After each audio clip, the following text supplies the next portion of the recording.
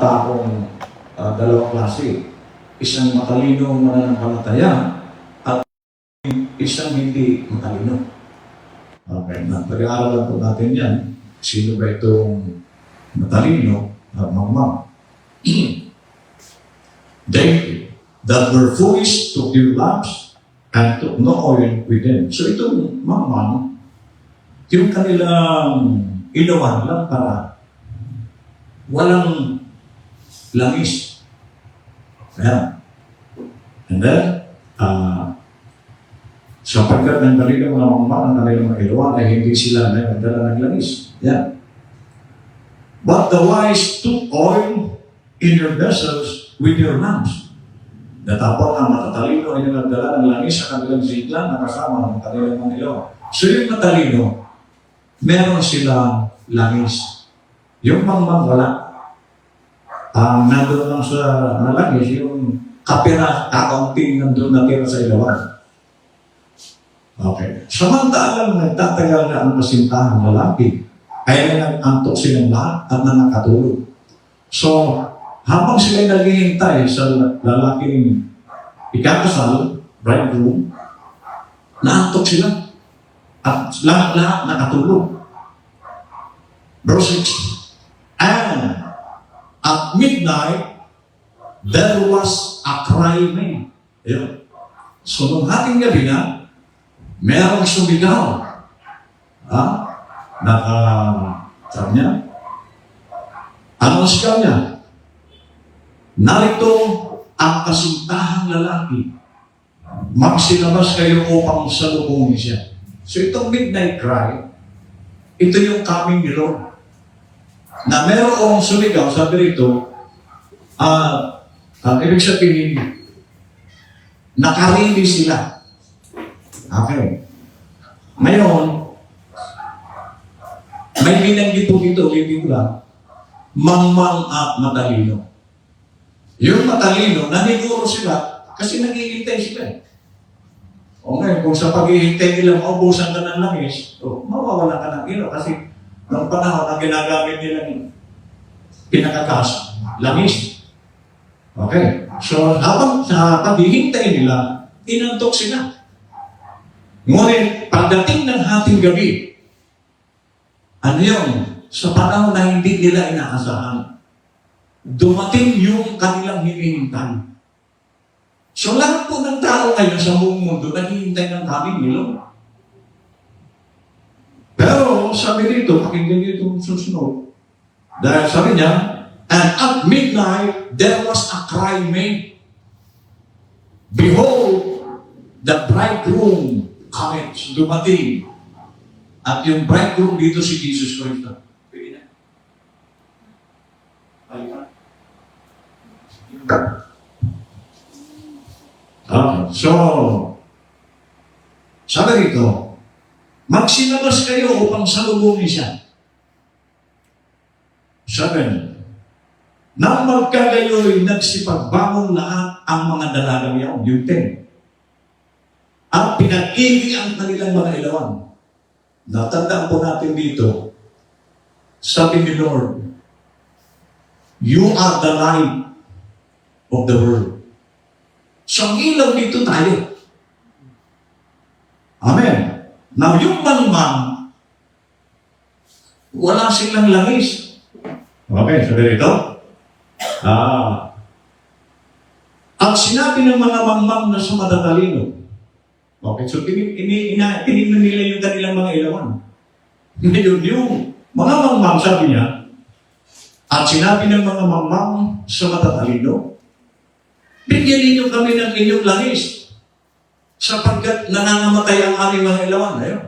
So yung mga mangmang, yung langis nila, maubos na. So humihingi sila doon sa matatalino. Now, ang langis po nito hindi pwedeng hingin. Holy Ghost kasi ito. So yung matalino, nagtataglay sila ng Holy Ghost. While yung mangmang wala. So sa loob ng church, yung po may Holy Ghost, nakakatiyak yan. Yung wala, So, yung ilaw nila, kaya nga, aandap-andap pagka ang ilaw po ay wala ng karga. Mamamatayin. At makikita nyo rin sa church, wala silang gana. Kapag kayong langis nila, paubos na. Okay? Oh. Sapagkat ano na namamatay ang aming mga ilaw, so humingi sila. 9. But the wise answer, saying, not so, lest there be not enough for us and you, but go ye rather to them that sell and buy for yourself. So sabi ng mga matalino, baka hindi magkasya sa atin. Kung ibibigay pa namin sa inyo, naghihintay tayo, maubusan din kami. So ang Holy Ghost po hindi ito pwedeng ipamigay. Right. So ngayon, ang sabi nila, pumunta na lang kayo sa Petron, sa Shell, o sa dito sa bumili kayo. Kasi, ibig sabihin, kanya-kanya tayo ng langis. Hindi mo pwedeng i-delegate yung langis mo. So, alagaan mo yung langis mo dyan. Na huwag maubos. Okay. Sabi na, magsiparoon muna kayo sa nagbibili at magsibili kayo ng ganang inyo. 10. At samantalang sila'y nagsisiparoon sa pagbili, ay dumating ang kasintahang lalaki. So habang bumibili sila, dumating yung hinihintay nila. Kasi mayroon ng sumigaw, tinig. Na bumangon na niya kayo. Salubungin ninyo ang Panginoon. So ginising sila. At alam natin na yung sumigaw na yun, anong sabi sa Thessalonian? Na shout, voice, trumpet. Tama? Sino yung voice? Minsahero. The prophet. Ano yung dala niya? Last trumpet. Message of the hour. So ngayon, ang boses na yun, ang sigaw na yun, warning ito upang tayo'y makasama si Jesus Christ. At alam natin na ang Panginoon sa panahon na yun dumating. At para malaman din natin kung nakarating na sa iyo ang Panginoon. So habang bumibili sila, dumating ang kasintahang lalaki, ang mga nahahanda ay nagsipasok na kasama niya sa piting ng kasalan at inilapat ang pintuan niya. Noong Friday, nakita natin, sarado na ang door. Bakit? Kasi yung itong babaeng 5 na mangmang, hindi sila prepared sa pagsalubong. Ang maraming Kristiyano, hindi rin siya prepared para sila ay salubungin. Okay. Sabi niya, 11. At pagkatapos ay nagsirating naman ang mga ibang dalaga na nagsipagsabi, Panginoon, Panginoon, buksan mo kami. Sarado na. Yan po ang masakla. Sinaraduhan na sila yung 5. At dito, hindi natin alam. Baka may mga believer ngayon, sinaraduhan na ni Lord. So kaya nga, ito ang tinuturo sa atin na lagi tayong maghanda. Amen. Amen? Dahil hindi siya lahat ng panahon ay si Lord bukas. Ay sabi ng Friday, sarado na ang pintuan. Yan po ang malakot na balita. Sana ay bigyan pa sila ng pagkakataon ni Lord na makapasok. Amen, okay. So nakita na natin na ito ang ating pamagat. Okay, balik tayo sa propeta.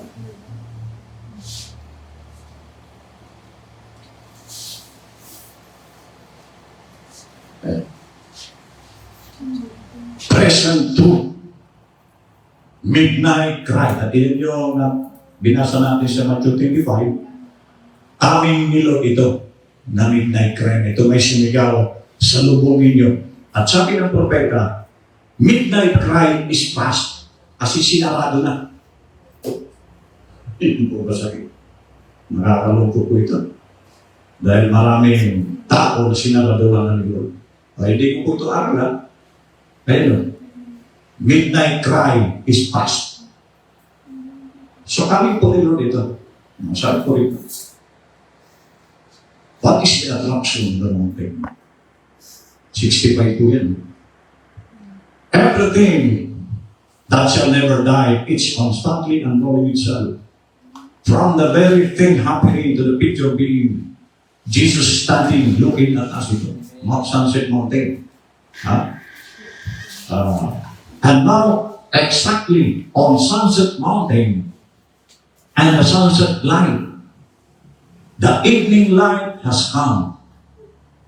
Bakit evening light? Kasi Laodicea ay, kumbaga, ito yung panahon ng madilim talaga.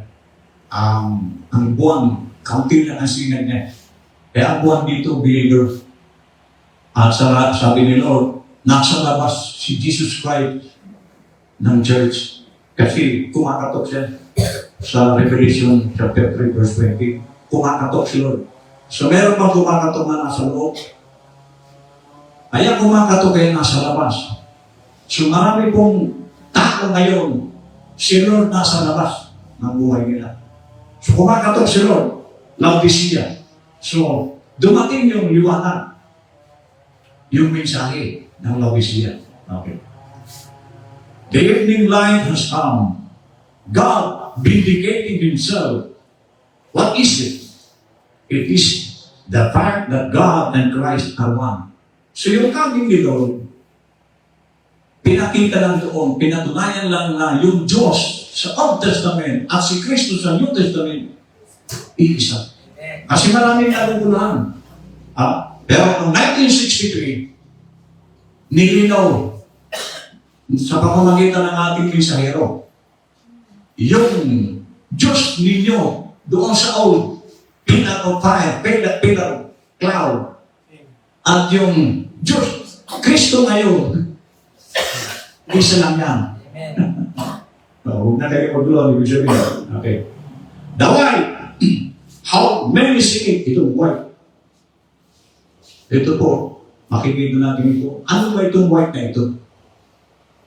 Yan, bakit puti yan? Kaya nga, okay, ano ang ibig sabihin niya, Pastor? Okay. The white, how many see it?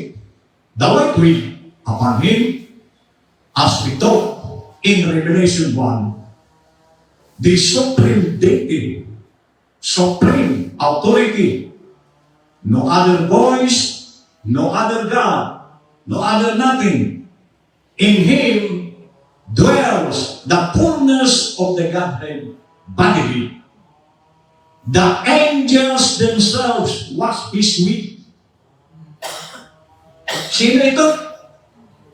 Naulat na ito? Kasi with po yan ni Jesus Christ. At bakit white? Purity. Pero ito pala sa malayo kasi ang layo po yan. Mga anghel pala yan. At nandiyan tayo. Yan ang hindi alam ng marami. So sabi ng prophet, the angels themselves was His with. Hebrews 1, verse 1.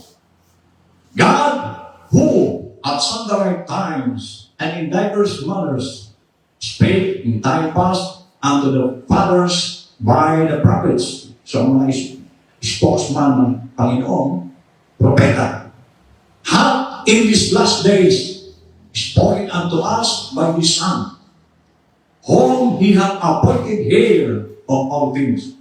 So yung inheritance ko ng lahat ng bagay, si Lord. Amen. At tayo naman ang inheritance ni Lord. Sabi ng Friday. By whom also He made the worlds, who being the brightness of His glory and express image of His person. Oh! So, may image pala ang Diyos. Yung persona, may image ito. Sino itong image nito, Pastor? Okay. O, palitin ko. Ang Diyos, meron siyang imahe. Pero pag kinuha mo yung pagka-Diyos, Espiritu siya. At ang Espiritu, laganap ito sa wala itong dulo yan. Ganyang kalaki ang Diyos. Ba, yung para makita natin kung ano ang itsura ng Diyos, Meron siyang imahe. Anong itsura niya noon? Ano yung persona niya noon? Ano yung persona niya ngayon? At ano yung imahe niya sa ating panahon? May imahe siya ngayon. May imahe siya sa Second Testament. Okay. Nasabi ko. Who being the brightness of His glory and the express image of His person, and upholding all things by the word of His power, when He had by Himself purged our sins, sat down on the right hand of the Majesty on high. Okay. Tingnan niyo po ang Diyos. Kung ano ang mga assurance na ibinigay niya sa mga anak niya. But even now, Lord, say, I haven't walked for years, but even now, Lord, whatever you ask God, God will give it to you. Amen. John 15 verse 7. Ano man, kung tayo mananatili sa kanyang salita, at ang kanyang salita ay manatili sa atin, hingiin ninyo ang anumang ibigin niyo. At ito yung ibibigay sa inyo. Yan po ang assurance sa mananampalataya na anak niya. He is sitting at the right hand of the Majesty. At alam natin, hindi po itong person ito, right hand of power. Waiting for you to ask. So ang Panginoon, naghihintay lang na humingi tayo.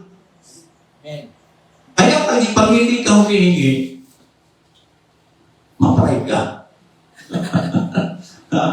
Maraming ayaw na humingi, siguro super na pera nila. O di mabigay ka. Waiting for you to ask.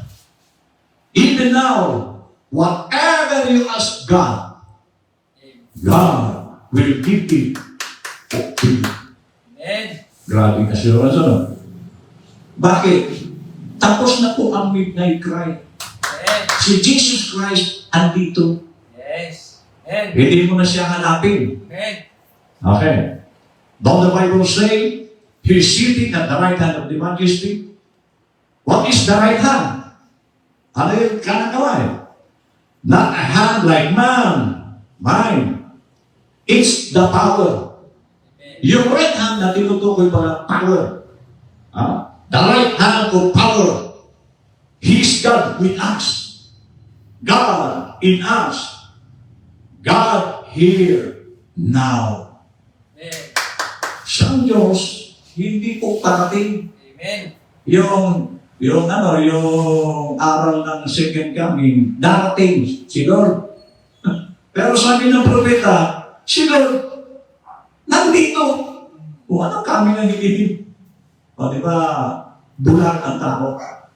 Hinihintay mo yung Jesus Christ, sabi ni Lord, ang propeta, andito. Una, God, noong panahon ni Jesus Christ, God with us. Sa Old Testament, God above us.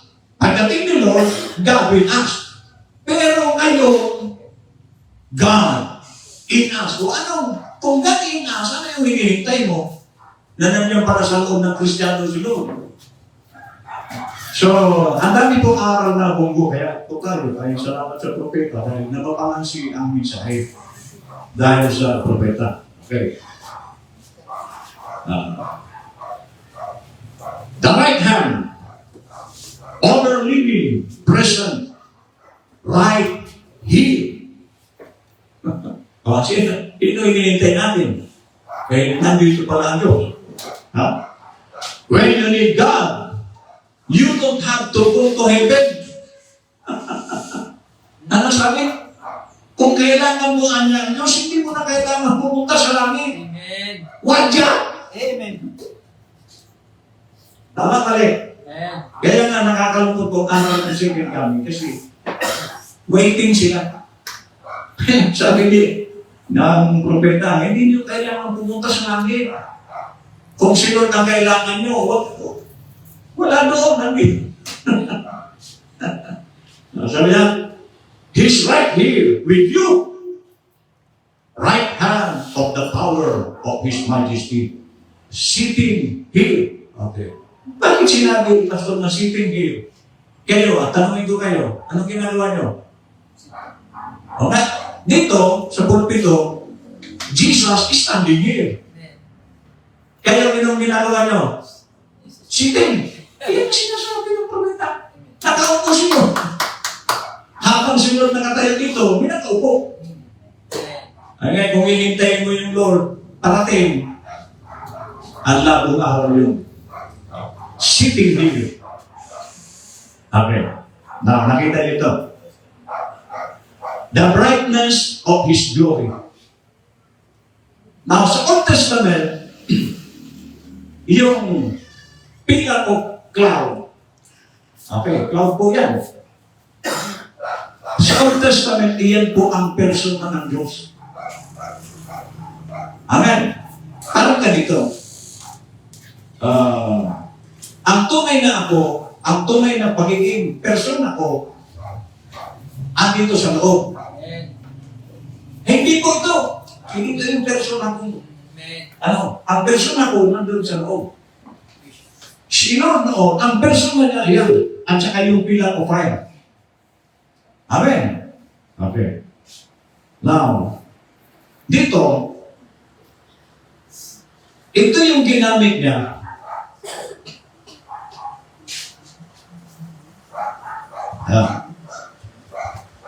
Ito sa Old Testament, ang persona ng Diyos.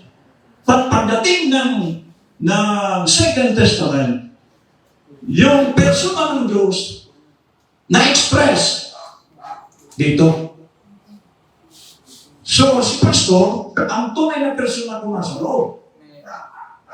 Ito, image ito ng persona ko sa loob. Amen. Bawat isa sa atin, ang tunay na persona mo nandiyan sa loob. Yung inyong naman, iyan yung imahe nyo.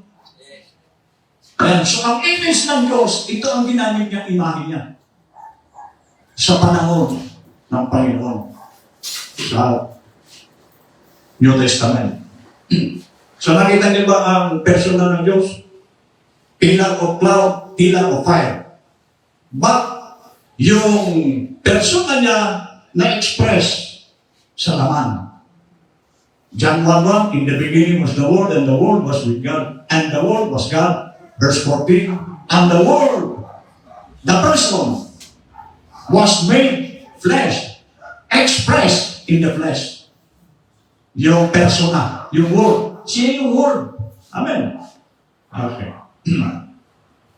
So ito. First, we would see Jesus.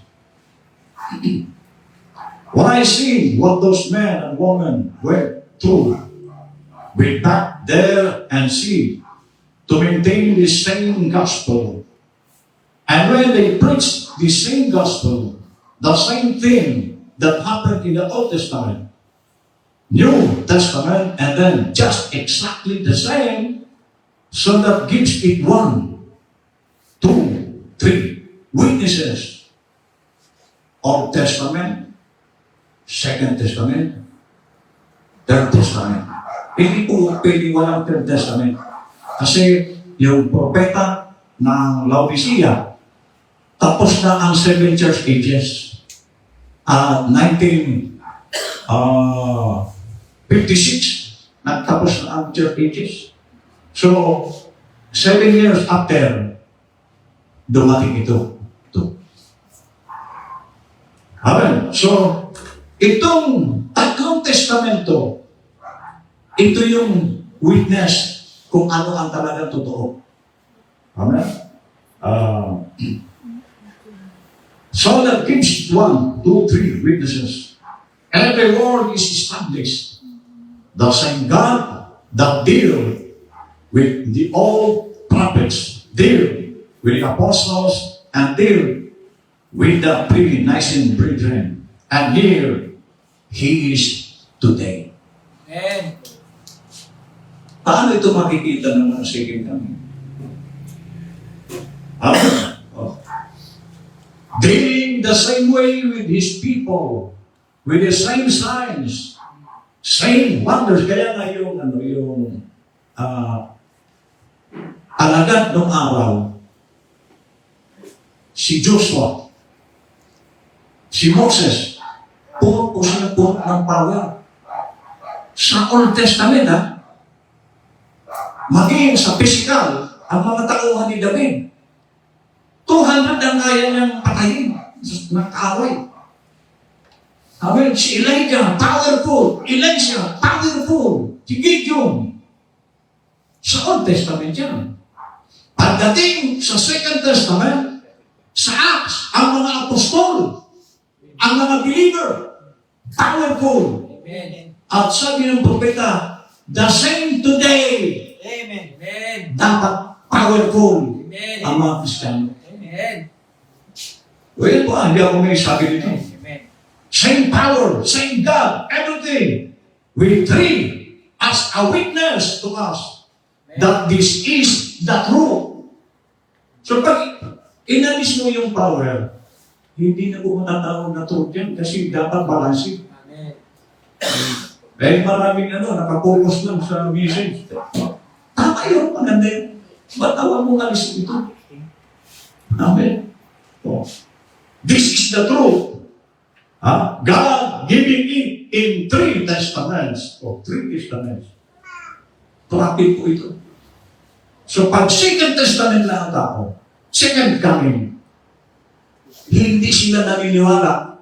At sabi ng Friday, kapag nireject mo ang mensahe ng panahon, nandun ka pa rin sa sandaan. Amen. Hindi ka pa natutubos. Yes.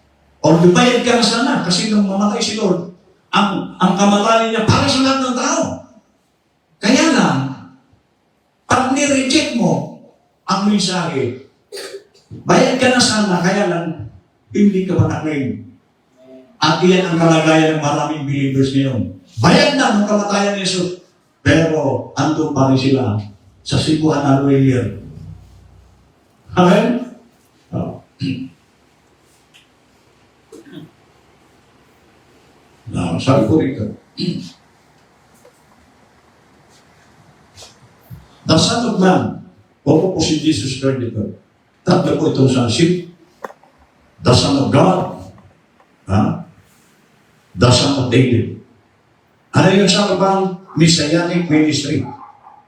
Ito yung 3.5 years na na-consume na ito ni Jesus Christ. Sa Son of Man, revealed again sa propeta naman. So si Jesus Christ na-consume niya yung 3.5 years. Pagdating ng ating propeta, Son of Man uli yung ministry ng prophet. Okay? Ano yun? Kinonsume niya rin ng 3.5 years. So yung 7 years, tapos na po ito. At ngayon, sabi niya, the Son of David, millennium, reigning on the throne heart of the believers. So ang Son of David, ang trono ni Jesus Christ, hindi yung upuan. Dito siya nakaupo sa puso ng mga mananampalataya. Kaya paano sasabihin mong hinihintay mo si Lord kung nandiyan pa na nakaupo? At sabi ng propeta, merong bahagi dito sa loob ng puso natin na napakaliit lang. Na walang dugo na dumadaloy doon sa lugar na yun. Maliit lang. Diyan ay nakatira si Jesus Christ. Ayun, hinihintay nila. Kawawa naman. Ito.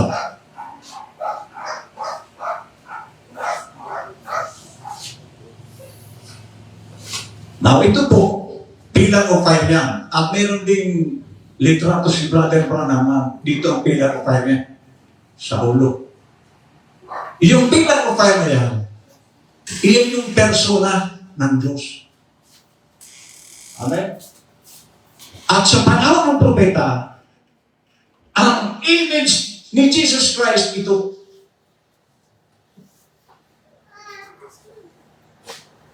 Yan. Ang pillar of fire, ito yung persona ng Diyos. Ayan. But ito, yung physical, iyan po ang image ni Jesus Christ. At ngayon, wala na yung ating propeta, tayo na yung imahe niya. While yung image ng Diyos yung tinupanin natin. Ganyan lang kasimple. Okay. Nakikita niyo ba yan? Yung first coming, okay. Fullness of Old Testament. The person of God was identified in the body. Ayun yun. Lord Jesus Christ. So, He was the express image of God. Si Jesus Christ. Now, sa second coming, fullness naman ang ito of New Testament. You are His idol, walking on the earth, the express image of Him. Church ages po ito. So, sino na ang image sa Second Testament? Church ages. The bride. Amen? Ngayon, hindi naman na napiling ang bride, laging bride. Amen? White na po tayo ngayon. Asawa tayo ng Panginoon. Male and female. Bakit? Kasi yung church, babae po yan. So, ang image of Jesus Christ ngayon, tayo. Kaya nga, hindi, kumbaga, tayo po ang kanyang representative. O, ambassador. Ikaw ang nagpapakilala ngayon kung anong si Jesus Christ. Kaya kung ikaw ay nagsisigarilyo, pinakikilala mo si Lord nagsisigarilyo. Kung babaero ka, nagpapakilala ka sa mga tao, babaero si Jesus Christ. Kung nagtutungit ka, ipinakikilala mo sa mga tao, nagtutungit si Jesus Christ. Amen. Dahil tayo po yung image ngayon ng Diyos. Amen. So tayo ngayon ang magpapakilala kung ano ang Diyos. Amen. At ang Diyos may power. Amen. Dapat meron ka niyan. So, ito, hindi po ito ha? The express image of Him. Tayo yun.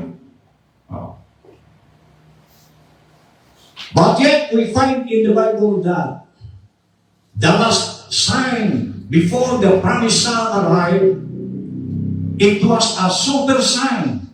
Jesus said, as it was then, before the promised Son arrived again. That super sign would come on the earth again. I declare to you, tonight, in the name of Jesus Christ, it's on earth now. Anong year ito? 63. Kaming year dito. So si Jesus Christ ngayon, sabi niya, nandito ngayon.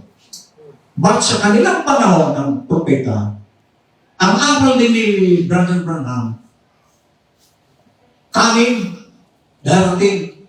Kasi wala pa yung 63. But noong 1963, dumating itong ulat na ito, sinabi na niya, nandito na. Hindi niya lang masabi na nakatayo sa harap niyo. Kasi mabibigla sila kung sasabihin ni Brother Brown, si Jesus Christ nandito sa akin. Amen. Pero ngayon, malakas ang loob natin kasi yung nagpakilala, yung sumigaw, yung tinig, umalis na. At yan po ang masakna na pag hindi mo tinanggap ang mensahe ito, balik ka sa sanlaan. Ulitin ko, lahat ng tao, bayad na yan. Amen. Pero parang sabi nga ganito, may sinanla ako. Tutubusin ko na. Binayaran ko na ito sa kahirap. Pero hindi ko pahawak yung sinanla ko. Ganyan po ang kalagayan nila. Makakaalis lang sila sa ponsya pag tinanggap nila ang mensahe. At sabi ng Friday, si Abraham Lincoln ay binigyan na ng pardon yung isang priso. Hindi tinanggap. Nabitay, tuloy siya. Dumating yung pardon, hindi nila tinanggap. Bitay. Ganon din dito. Ang pardon dito ang mensahe ng panahon ito. Third coming message. Pag hindi nila ito tinanggap, yung pardon masasayang. Ang pardon, itong mensahe, pardon po ito. Ayaw mong tanggapin. Sorry na lang. Amen. So sabi niya, I declare to you tonight, in the name of Jesus Christ, it's on earth now. Super sign that Jesus Christ is here. Amen? O katulad na lang. Palagay niyo ba, si pastor makapagpapagaling ng may sakit? Ano, malay ko niya. Hindi po si pastor nagpapagaling. Yung nandito sa loob ko ang nagpapagaling. Hindi ako. Sino ako? Kaya nga hindi tayo naniningil. Kasi, naniningil ka, hindi naman ikaw nagpagaling. Hindi ginawa mong negosyo, di ba? Not only that, but it's right here among us tonight. So, inuunti-unti na ni Brother Branham na sinasabi ng Diyos, andito na. Amen. Si Jesus Christ, bumalik na. Yan po, 1963. Sunset Mountain. It's right here among us tonight. The Holy Ghost, God's super sign, that resurrected Jesus Christ. Holy Ghost, God, Jesus Christ. Iisa lang yan. It cannot fail. It's an eternal sign. So, noong panahon ni Brother Branham, nagpakita si Lord ng mga sign. Yung pillar of fire dito sa dibdib niya. Sign po yun ng Holy Ghost nandoon. Okay. It cannot fail. It's an eternal sign. It can never be changed. Heavens and earth will pass away, but that will never change. It's an eternal, everlasting sign. God manifested in human flesh. Yeah. Amen. So, ang Diyos nasa tao. Yan po ang kami ni Jesus Christ. Kaya dito ang mga simbahan, hinihintay nila Lord. Pero ang hindi nila matanggap na si Jesus Christ ngayon nagmanifesto sa mga tao. Amen? God made Himself known in human flesh. God is His own interpreter. And Jesus said, as it was in the days of Sodom, so shall it be in the coming of the Son of Man. Yeah. So ang sign sa Sodom, binanggit ng propeta na ang pagdating ng Panginoon kahalintulad ng Sodoma. Now, ano ba Sodoma? Sa Sodoma, ang mga nag-aasawa doon, babae-babae. Lalaki-lalaki. Tanong, hindi ba ito nangyayari sa ating panahon? Sa panahon pa ng propeta, panahon pa nila noon. Mga babae ang masama babae. Ang tanong, wala ba yan ngayon? Dahil ang kanin daw ni Lord, katulad noon. So kaya hindi naman malaya ng mga tao ang pagdating ni Lord. Pero nagbibigay si Lord ng tanda. Kaya lang, nagbibigay-bigayan siguro sila. Dapat to, pag nakita na nila itong babae, lalaki, tanda yan ang coming ni Lord. Kaya hindi siguro sila nagmamasid. Siguro akala nila yung tumboy, lalaki na yun. Sabi na, do you see? Do you see it? I will do the same thing that God did in human flesh at Sodom. Remember, they were waiting for a promised land. And right after that, the promised land came. ano po ito? Sa literal, si Abraham. Nag-iintay sila sa promise land. Dumating. Sa isang kamangha-mangha na pangyayari. Bakit? Bawat si Sarah. Ang edad ni Abraham sa panahon ni 75. Dumating ang promise land after 25 years. So, kamangha-manghang kaganapan. Pero dumating. At yung mga sign na yun, sabi rito, they were waiting for a promised land. And right after that, the promised land came. Okay. The sign, atong natin ni Jesus Christ. Ano ang sign sa panahon ni Jesus Christ? Isaiah 9:3. 9:6, ipapanganak ang Diyos. Di ba? Sa 7:40 ng Isaiah, ang sign, ang coming sa ipapanganak ito ng dalaga. Di ba nakakaano? Dalaga, mga anak, wala kasama. Ang pangako ng Bible. So, noong ito'y dumating sa panahon ni Maria, dalaga ng buntis, iyon ang sign ng coming son. Kaya lang, nung dumating yung son, nireject ng tao. Pinatay pa. At ngayon, marami na namang pumapatay kay Jesus Christ. Sorry, pag-reject nila kay Jesus Christ. Itong second coming, sila itong mga kriminal ni Jesus Christ. Hindi nila namamalayan. Ang mga second coming, kriminal kayo ni Jesus Christ. Dahil bakit ayaw niyong tanggapin ang mensahe? Si Jesus Christ itong mensahe. Amen. So sabi niya, that was the last sign Sodom and Abraham's group saw before the promised son arrived. Okay. And now, in the church, spiritual has come to that hour. So dumating na sa ating panahon. Ang son. I have heard, but now I see.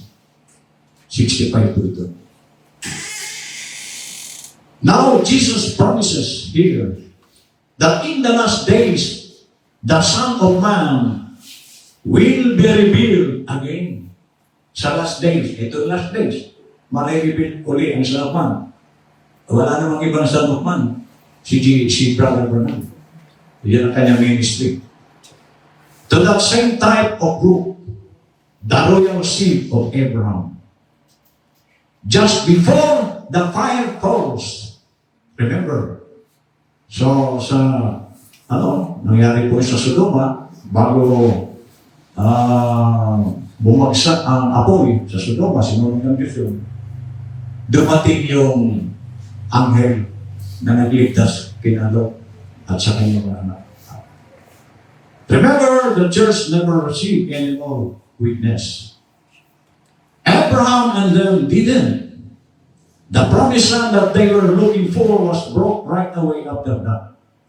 And the church is looking for the promised land sa ating panahon. He will come right after the days of this ministry. Well, tapos na si Brother Ham. Na-consume niya na yung 3.5 years.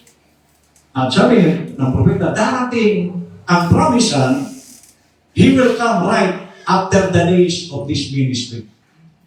He will be revealed from the heavens. Now, we see it too plain. Napakalinaw niya. Nakikita natin ngayon. Si Jesus Christ andito. Amen. So kaya lang, ng paraan ng Diyos, hindi natin paraan. Kaya pag ang expectation ng pantao, hindi mo makikita ang kami niya. Bago ang expectation mo ay kung ano ang ipinahayag ng ating propeta, makikita mo ang kami niya. Amen. Right now, it is a spiritual kingdom. Hindi po natural kingdom. It is not of this world system, even as we are not of this world. That's the reason we act different from the world. Yeah? Amen. So, bakit ang ating mga actuation hindi pa mundo? Kasi ang kingdom na napasok natin, spiritual kingdom. Na ang king ay si Jesus Christ. Hindi itong pangmundo, kasi kung pangmundong kingdom ang ating natanggap, yung mukha mo ngayon, puro pintura din yan. Yung kilay mo ngayon, may uling din yan.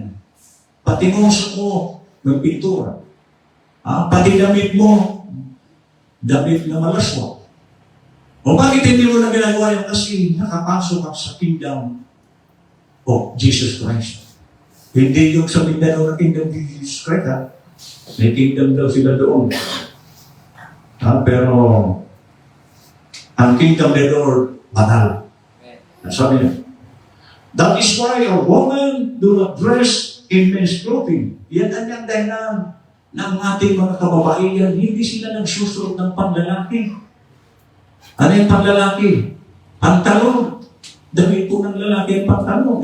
Kaya niya hindi na kayo nagsusuot niyan kasi nakapasok na kayo sa kingdom ni Lord. Sabi niya, or cut their hair. Kaya hindi na rin kayo nagpapaputol ng mga babae ng buhok.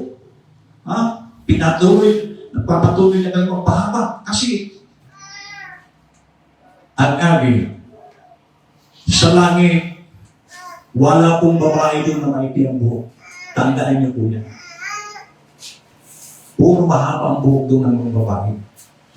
So, dapat tayo, huwag natin bawasan. May nagbabawas po na ito. Huwag ko nang bawasan. Babae mo na yan. Kasi wala po doon makikip. Okay? Or use all those cosmetics and other things that the world likes so much. Pangmundo po yan, mga pinatapal dito, mga masilya. That is why our men don't drink and smoke. Kaya pala hindi na tayo nagsisigarilyo, Stepina. Kasi nakapasok ka na sa kingdom ni Lord. Yung kamay mo hindi na bumibili ng Marlboro. Amen. Palitan ko na, pastor.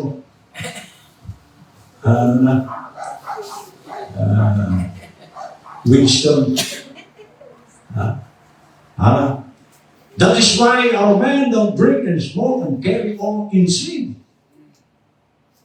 Our dominion is the dominion over sin, and it is enforced through the power that is in the Spirit of Christ that indwells us. So, malakas po yung Holy Ghost na naghihila sa atin. Hindi na yung mundo. Every kingdom on earth is going to be torn down. So, ang kaharian dito ni Satanas, ibabagsak na yan. At bagsak na yan. Kasi, minsan natin, walang bago kay Lord. Sabi ni Lord, si Satanas, nasa impyerno na. Samantala ngayon, gumagala siya, pero sa mata ng Diyos, nasa impyerno na Satanas. Ibig sabihin, hindi na po yan makakabalik sa langit. But ours will remain. Kingdom ng mundo bagsak, pero ang kingdom ni Lord mananatili. Last. My mission that I believe that God has called me for, I have to say some personal things today because that's what I told you I would do. And tell the world my mission. Anong year ito? 62 po ito. I believe to the earth is what? Is to forerun the coming world. The coming world which is Christ. So the word, si Christ. Ang forerunner ng second coming, Brother Branham. At yung forerunner, wala na. So ang second coming, tapos na. Kasi wala na yung forerunner. Namatay siya noong 1965. So, ano bang ipo-forerun? Tapos na ang forerun. Amen. So, 1963, dumating ito. Naulat na ito. Amen? So, Ito ang ganda. And Christ in Him has the millennium and has everything right there because He is the Lord. So, nasaan daw ang millennium? Nasaan? Sabi rito, everything, millennium and has everything. So, nandun kay Lord lahat. So, ibig sabihin, kung nandiyan sa iyo si Lord, nandiyan ba sa atin si Lord? Amen. Ang millennium nandiyan na sa iyo. Amen. Nandiyan na sa iyo si Lord. Amen. Ang rapture nandiyan na sa iyo. Ang resurrection nandiyan na sa iyo. Dahil sabi rito, ang lahat nandoon kay Kristo. So, anong hahanapin mo? Anong wala meron si Kristo? Kung ang lahat nandoon sa Kanya, at nandiyan sa iyo si Kristo, wala ka nang hahanapin. Kompleto Ricardo. Amen. So, nagiging kompleto ang ating buhay dahil kay Kristo na dumating at hinihintay ng iba sa ating dumating. Kompleto mo po tayo. Amen. Amen. God bless.